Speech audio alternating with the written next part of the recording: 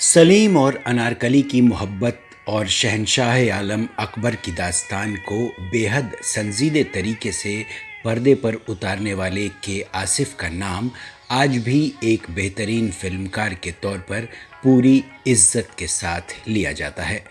उनका फिल्मी सफ़रनामा बेशक बहुत बड़ा न रहा हो, बमुश्किल उन्होंने 4 फिल्में बनाई हों, लेकिन उस दौर में किसी इतिहास को पूरी भव्यता के साथ जीवंत कर देना के आसिफ सरीखे निर्माता निर्देशक के बस की ही बात थी।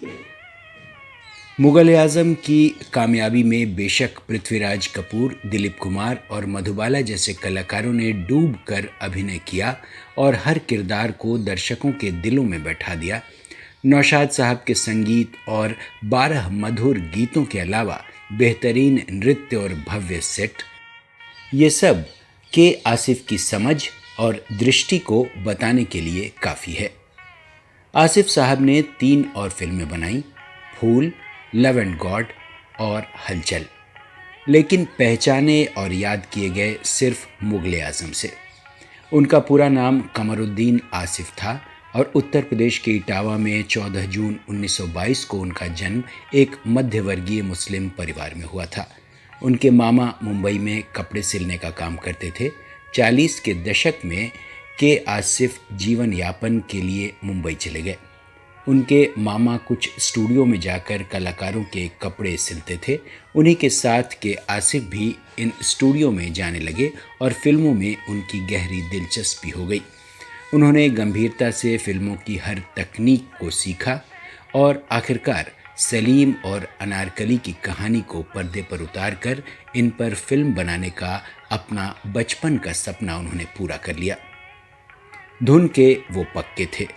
1945 में बतौर निर्देशक उनकी पहली फिल्म बनी फूल। बाद में बलराज साहनी को मुख्य किरदार में रखते हुए उन्होंने हलचल बनाई, लेकिन उनका सपना मुगल आज़म बनाने का था।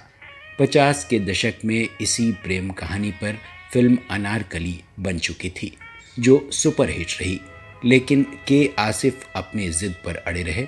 आखिरकार 1960 में जब मुगल आज़म बनकर तैयार हुई तो उसने सारे रिकॉर्ड तोड़ दिए। तब यह फिल्म ब्लैक एंड वाइट थी। अब आप इसे रंगीन प्रिंट में देख सकते हैं।